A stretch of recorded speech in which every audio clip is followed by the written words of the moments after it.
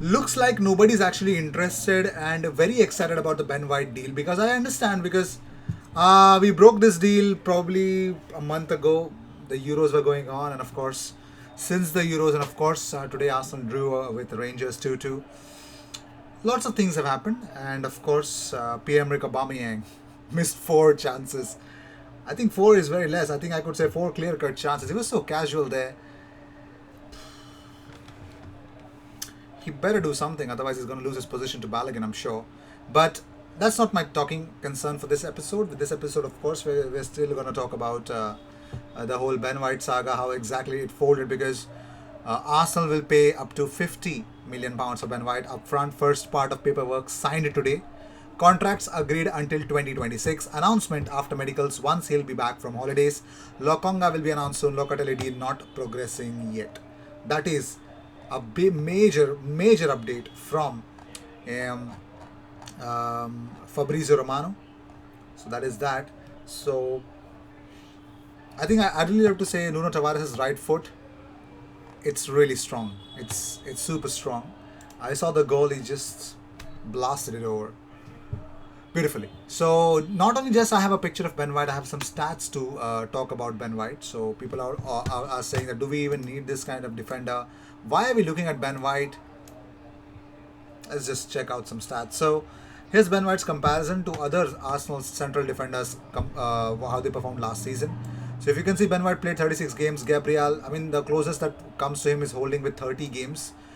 Of course, in minutes also Holding will come close. Clean sheets 11 for Ben White and Holding both. Um, Talking about tackles per 90, Holding has more tackles per 90, has 1.51 as you can see.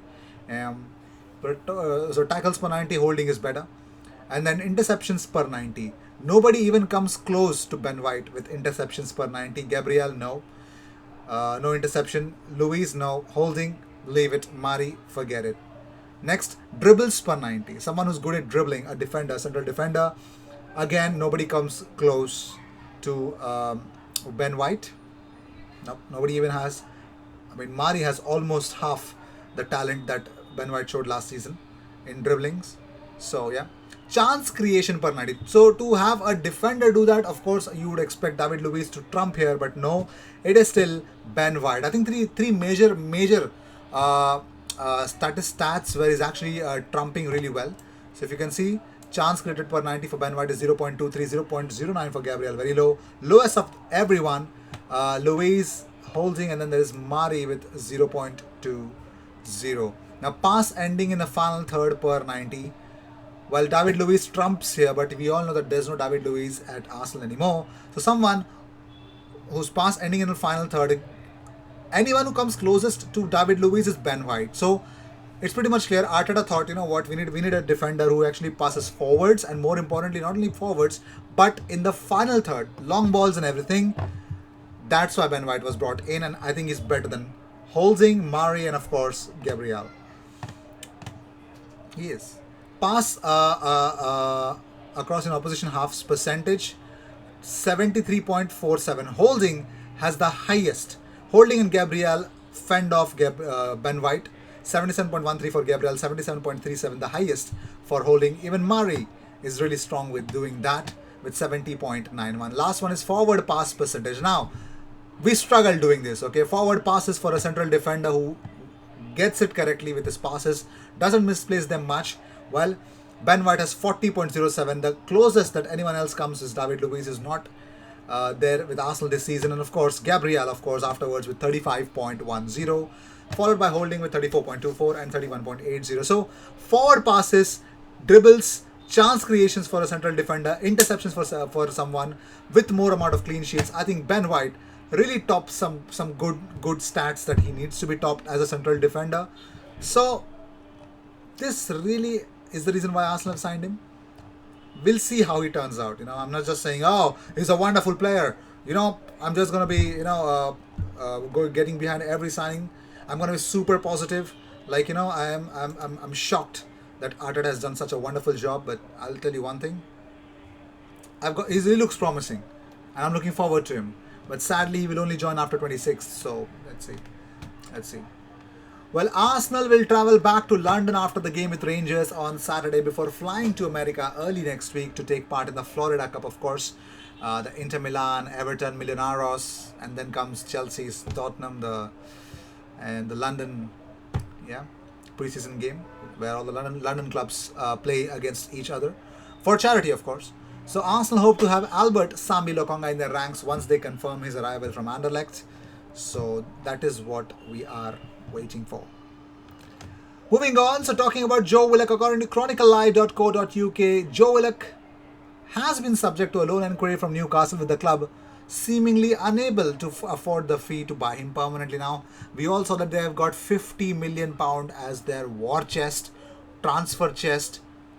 Just call it transfer budget. Stop overhyping Newcastle for FFS. But yes, but that's not the case anymore. So they don't want to blow it up on single player. Of course, Arsenal will be wanting a large chunk for Joe Willock, but they don't want to spend all of that on Joe Willock as of now. So they would want him on loan without any obligation to buy, or not without even any option to buy for that matter. Moving on, so as things stand and as things are confirmed, Ben White now becomes the fourth most expensive and the record signings for us, the most expensive player for Arsenal. After Nicolas Pepe, Pierre-Emerick Aubameyang and Alex Lacazette, there comes a central defender that breaks literally every single record. Of course, Thomas Partey is the fifth one now, but it totally depends upon if the transfer is completed, but I believe it is done. I think it's done, so I don't even have to think more about it. Of course, if something unnatural or unwanted happens, but other than that, I think everything is done. Yeah, that's crazy. Should be. And also, Newcastle are confident of landing Joe Willock on a season-long loan deal, according to Chris Wheatley as well. Willock wants regular first-team football and is assessing his options of the new campaign. Although Arteta on Saturday said that in the time that he's here, we will try to make the most out of him. So that was kind of an indication that he was not in the future plans, maybe if a good offer arrives. But you know what? I think he's... the only problem with Joe Willock is that I think he's understood one thing pretty much clearly, and that is that if he is valued somewhere else, and the player always seeks where he's valued more. That's the whole reason why Cristiano is not at Real Madrid anymore, and I don't know why Messi is at Barcelona. That's a different story, but yes, they still value him. Maybe that's why Messi is there, and he's still going to be staying there. But Joe Willock, I think he's assessing his options based on the value and the game time that he would receive, so that he could actually get what Bukayo Saka is getting, a piece of England national team. That's the ultimate goal, isn't it? Anyways, so with this, I'd like to talk about a different thing. So here's the reason what Arsenal are missing from their midfield, and that is someone like Aaron Ramsey. Now, why Aaron Ramsey was important for Arsenal? Well, in the English Premier League, his key passes and assists. Now, if you can see, the blue ones, the number blue is the key passes, and the number which is actually pinkish red, whatever that is, are assists. So Aaron Ramsey in 2013 created 32 key passes with 9 assists. 2014, 47 key passes, 4 assists. 2015, 37, 4 assists. 2016, 4 assists, yes, but 23 key passes. 2017, 28 with 10 assists. 2018, 25 with 6 assists. Now, 32 chances on average created, 32 chances created on average per season, goals and assists. All of this from Aaron Ramsey, who was a centre mid. That is what Arsenal are missing from the midfield right now. Someone who can literally create and create and create. All they need is someone who could finish this beautifully. Let's see. Also, let's talk about another story that is broken up by Jordan Blackwell, who's a Leicester City correspondent for Live LCFC. So he says that Arsenal are interested in Maddison, but for the money, Leicester would want to even consider selling. I don't think Arsenal will put that forward. You're getting towards Maguire money, I'd say. Okay, that's a little bit too far-fetched, but okay. He says that I think Arsenal will probably be aware that there is a price at which they could submit a bid for Maddison, and it would make City think. Well, if Arsenal could move quickly, then the problem of Leicester able to replace James Maddison would not be that big of a problem, because that could actually come in between. So let's see. How things will turn out, I will let you know if anything happens. And stay tuned for my community tab for really exclusive updates quicker than most of the sources. I will see you in the next one. Until then, cheers, and don't forget to subscribe. Cheers.